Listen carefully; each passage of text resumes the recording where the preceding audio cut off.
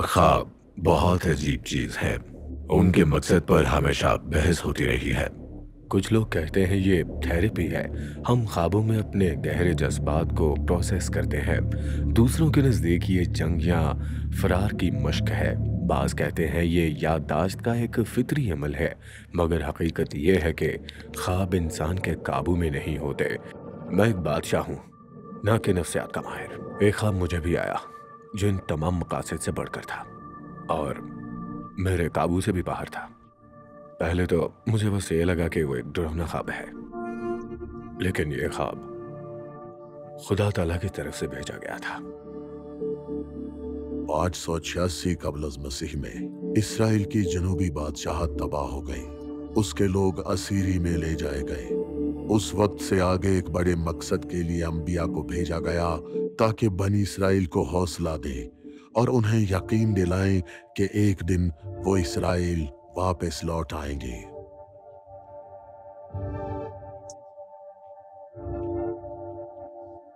मैं बाबुल का बादशाह था, एक कदीम शहर जो आज के बगदाद इराक के करीब वाक़ था।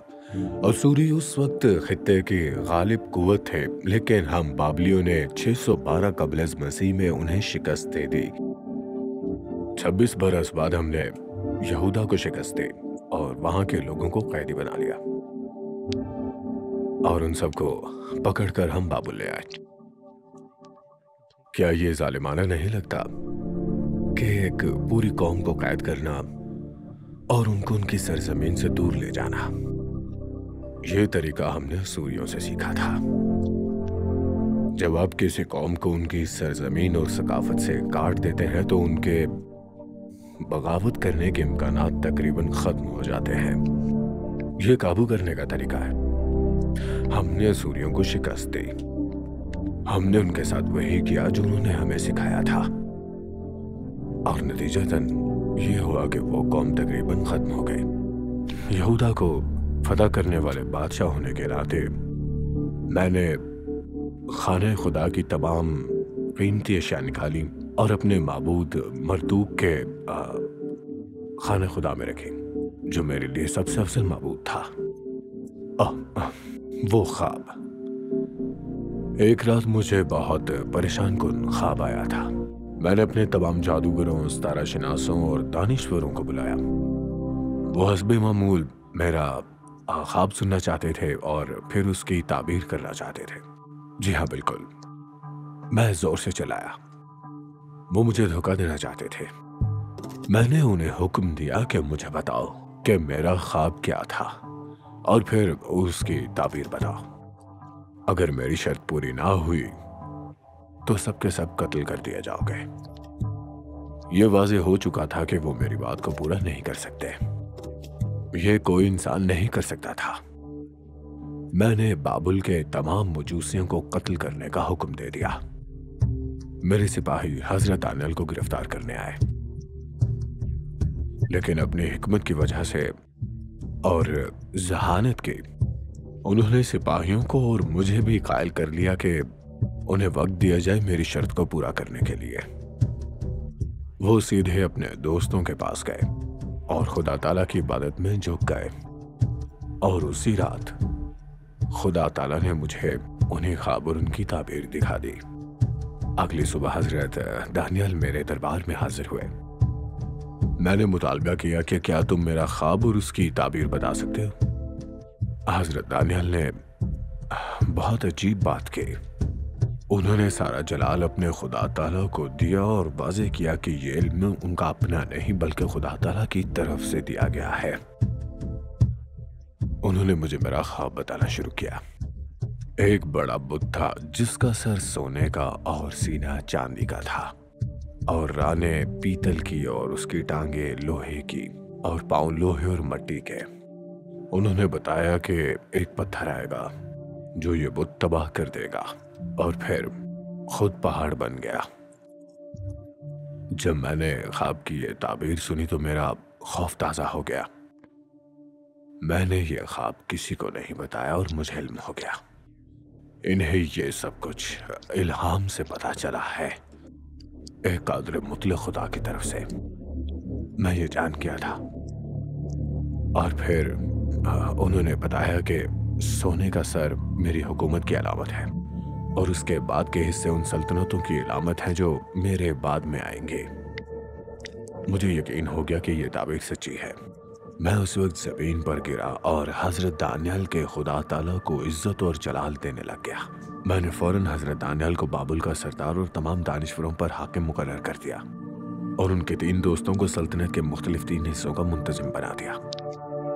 मेरी सल्तनत तेजी से फैलने लगी और मैं उस वक्त इस दुनिया का सबसे ताकतवर और दौलतमंद इंसान बन गया। ये सब मेरे सर चढ़ गया। मैंने सोने का मुजस्मा बनाने का हुक्म दिया, 90 फुट ऊंचा, और उसे दूर के मैदान में नस्ब करवा दिया जो मेरे माबूद की शबीह थी।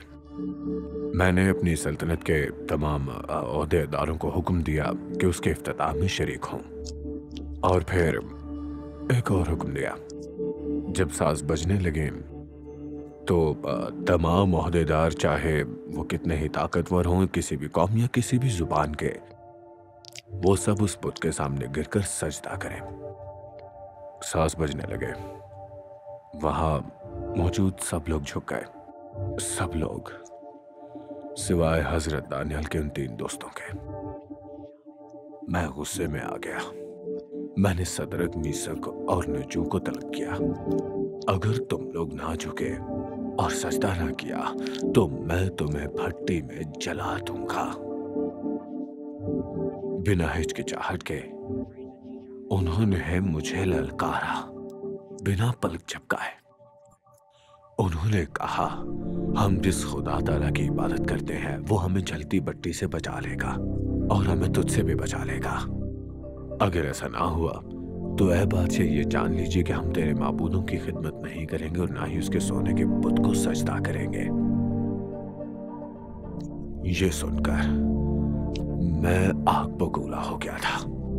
मैंने हुक्म दिया कि उस भट्टी को आम तपिश से 7 गुना ज्यादा गर्म किया जाए। फिर मैंने उन तीनों को बीच में ऐसे ही डालने का हुक्म दे दिया, उनके कपड़ों समेत, पजामों समेत, पगड़ी समेत। वो तीनों जल्द ही उस जलती भट्टी में जलकर मरने वाले थे। ये लम्हा उस वक्त मेरे लिए बहुत तस्कीनदेह होने वाला था। मेरे सिपाहियों ने उन्हें आग में फेंक दिया। उसके शोले इतने शदीद थे कि सिपाही खुद जलकर मर गए थे। मैं अपनी आंखों पर यकीन न कर सका। हमने तो बस 3 आदमियों को आग में डाला था। मैंने वहां 4 हस्तियां देखी जो आग में आजाद घूम रही थी। उन पर आग का कोई असर नहीं हो रहा था और वो चौथी हस्ती, वो किसी खुदाओं के बेटे की तरह लग रही थी।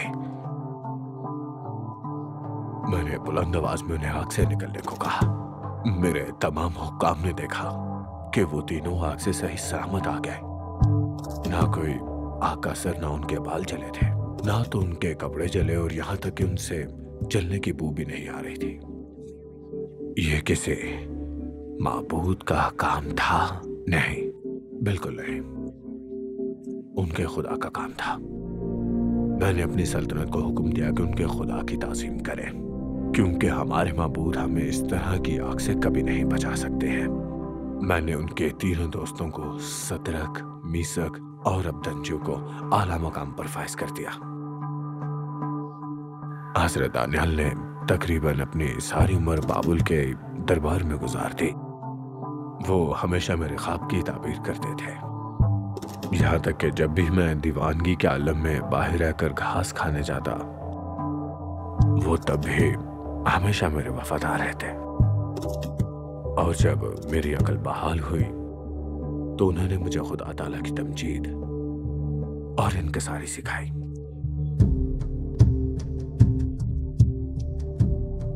आप समझते हैं कि आपके दौर के सियासतदान कम ज़र्फ और कीना परवर हैं? तो आपको मेरी जिंदगी देखनी चाहिए।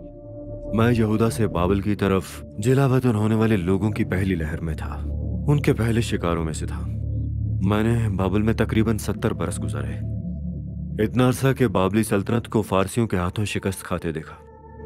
मैं शायद वहां एक दिन भी जिंदा ना रह पाता अगर मैं खुदा ताला पर मुकम्मल ईमान न रखता। असल में वही सब पर काबिज हैं और मैं तो बस उनका आलाकार हूँ। मैंने उस पर ईमान रखा और उसने मुझे यकीनी तौर पर हर चीज से महफूज रखा, मुसीबतों से, बदलते हुक्मरानों से, यानी हर तरह के हालात से। मैंने 4 बादशाहों की खिदमत की, बाबल के नबूकदनेस्सर की, और फिर बल्तशज़र की, फिर फारस के दारा और फारस के ही खोरस की। इनमें से तीसरा हुक्मरान यानी कि फारस का दारा, उसने बाबल को बुरी तरह से फतह किया। उसने अपनी सल्तनत पर हुक्मरानी के लिए 120 अफसर मुकर्रर किए और फिर उन 120 पर 3 नाज़मीन भी मुकर्रर किए। मैं उन 3 में से एक था, तो आप अंदाजा लगा सकते हैं कि हमेशा ही कम से कम 40 लोग मेरा ओहदा छीनने पर ही लगे रहते थे, पर खुदा ताला की कुदरत से मैं वहीं टिका रहा। मैं इतना कामयाब हुआ कि दारा बादशाह मुझे सबके ऊपर फाइज करना चाहता था, यानी अपने बाद दूसरे दर्जे पर। इसके बाद तो तकरीबन 122 लोग मेरे खिलाफ साजिशें करने लगे और शायद वो मुझे मार भी डालते, पर मेरी हुकूमत इतनी मुअस्सर और दयानतदार थी कि वो मेरे खिलाफ कोई सबूत या कोई इल्जाम तक भी नहीं ढूंढ सकते थे, मां सिवाय दीन के मामले के। मेरी इबादत और आदतों को जानने के बाद उन्हें ये हरबा आजमाने में ज्यादा वक्त नहीं लगा। उन्होंने दारा को कायल कर लिया कि कोई भी किसी माबूद को ना पुकारे, बल्कि सिर्फ दारा से दुआ करे। जो 30 दिन ऐसा नहीं करेगा उसे मौत की सजा दी जाएगी। दारा बहुत मुतकब्बिर शख्स था। उसे ये ख्याल बहुत पसंद आया और उसने ये फरमान जारी कर दिया। उसने अपने दिल में खुद को माबूद समझ लिया था, बिल्कुल जैसे मिस्री बादशाह अपने आप को माबूद समझते थे। आप शायद सोचें कि वो इस तरह के मामले पर शायद मुझसे मशवरा करता, मगर शायद वो जानता था कि मैं ये नहीं मानूंगा और वो शायद शिद्दत से चाहता था कि लोग उसे पुकारें।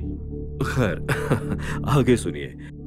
उसके फरमान को कोई नहीं बदल सकता था, वो खुद भी। इस पहलू पर उसने शायद गौर नहीं किया। वही तकब्बुर। इस मज़े का खेज फरमान को जानने के बाद मैं अपने घर गया और वही किया जो किया करता था। बालाई कोठड़ी की खिड़की खोल दी जो यरूशलेम की समत थी और दुआ की। ये काम मैं दिन में 3 बार किया करता था। नीचे के सहन से मुझे वाज़े देखा जा सकता था, सबूत जिसकी मेरे दुश्मनों को तलाश थी। तो 122 आदमियों ने अपना जाल बिछाना शुरू किया और बादशाह के पास पहुंच गए। बिसात उलट गई।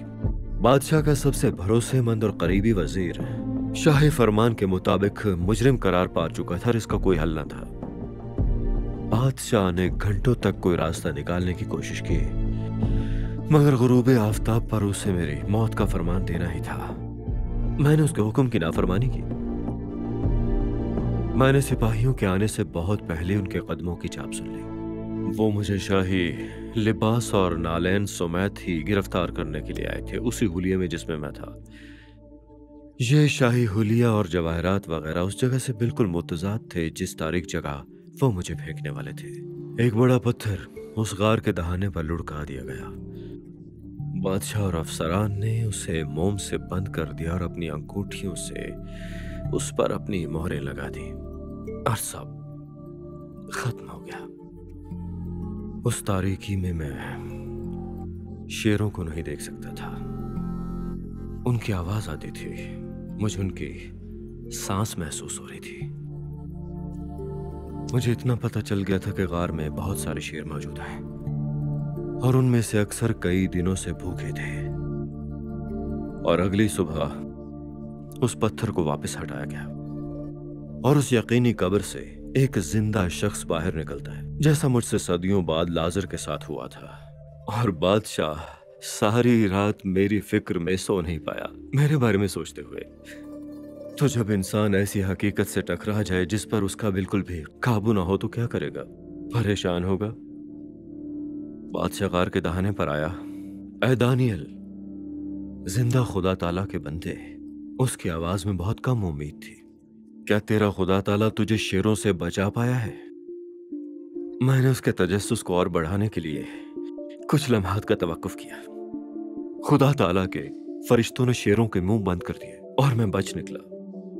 मुझे कोई नुकसान न पहुंचा क्योंकि मैं उसकी नजरों में बेकसूर था। मैंने बादशाह के साथ कभी बदी ना की। बादशाह ने हुक्म दिया कि मुझे बाहर निकाला जाए। उसकी खुशी का कोई ठिकाना न था, मुझे खराश तक न आई थी। फिर उसने हुक्म दिया कि मेरे दुश्मनों को उनके बीवी बच्चों समेत शेरों की कोठरी में डाल दिया जाए, यानी कि उनके पूरे खानदानों को। शेरों ने उनके बदन जमीन पर गिरने से पहले ही उनकी हड्डियां तक कुचल डाली। मैंने एक नबूवत सुनाई जिसमें 4 हैवानों का जिक्र आता था, जैसे बादशाह नबूकदनेस्सर के ख्वाब की नबूवत की थी। इस नबूवत का ताल्लुक था आने वाली सल्तनतों के हवाले से। बहुत से लोग मानते थे कि मैंने बाबिल, फारस, यूनान और रोम की सल्तनतों की पेशनगोई की थी। कुछ ये भी कहते थे कि मैं जनाब मसीह की बादशाही की नबूवत कर रहा हूँ या फिर आखिरी जमाने की बादशाही की पेशनगोई कर रहा था। मैं यहाँ पर एक और नबूवत के बारे में बात करूंगा, मगर वो मेरी नबूवत नहीं बल्कि हजरत यर्मिया की नबूवत थी। मैं हजरत यर्मिया के कलमात पढ़ रहा था जिन्हें मैं किताब मुक़द्दस समझता था, और मुझे समझ आया कि यरूशलेम की जिलावतनी पूरे 70 बरस तक रहेगी। पर मेरे हिसाब से यरूशलेम की जिलावतनी खत्म होने का वक्त करीब आ चुका था। पर उस खुशखबरी पर जश्न मनाने की बजाय मैं खुदावन ताला के हुजूर दुआ और मुनाजात में झुक गया। मैंने रोजा रखा और टाट के कपड़े पहने, जिससे अंबिया खुदा ताला के हुजूर आजिज़ी जाहिर करते थे। मैंने दुआ की कि हमें हमारी सरजमीन पर वापस लौटने की इजाजत मिले ताकि हम उनके खाना खुदा में खिदमत कर सकें, वो भी यरूशलेम की मुक़द्दस सरजमीन पे। मैंने ये दुआ सिर्फ अपनी खातिर नहीं की थी बल्कि उनकी खातिर की, क्योंकि हम उनके लोग थे, उनका नाम हम पर था। मेरे मेहरबान खुदा ने मुझे इतनी उम्र अता की कि मैं 538 कबल मसीह में यहूदियों को यरूशलेम वापस आते हुए देख सका था। यह वक्त था जब मुझे अपना किरदार पूरी तरह समझ आ चुका था। मेरे साथियों और मुझे ऐसी हैसियत दी गई थी जो बाबल की हुकूमत से लेकर फारिस की तवील हुक्मरानी तक कायम रहे। हमने यहूदियों की हिफाजत में अहम किरदार अदा किया और उन्हें खुदा ताला से वफादार रखने में हमने खाना खुदा की वो 5400 मुक़द्दस अशिया भी महफूज रखी जो बाबिलियों ने चुराई थी। जब यहूदियों की जिलावतनी खत्म हुई और वो यरूशलेम वापस आए तो हमने वो 5400 अशिया उनके साथ खाना खुदा में उसी तरह से वापस भिजवा दी। हम खुदा ताला के हाथों में आलायकार थे। हमारा काम था कि हम वफादार रहें और वही करें जिसका हुक्म मिले, चाहे हमें अहकाम की समझ ना आए, चाहे हमारी जिंदगियां दांव पर लगी हों। असल में तो खुदा ताला ही हर वक्त सब पर काबू रखते हैं, और आप जानते हैं क्या, आज भी सब पर वही कादिर है।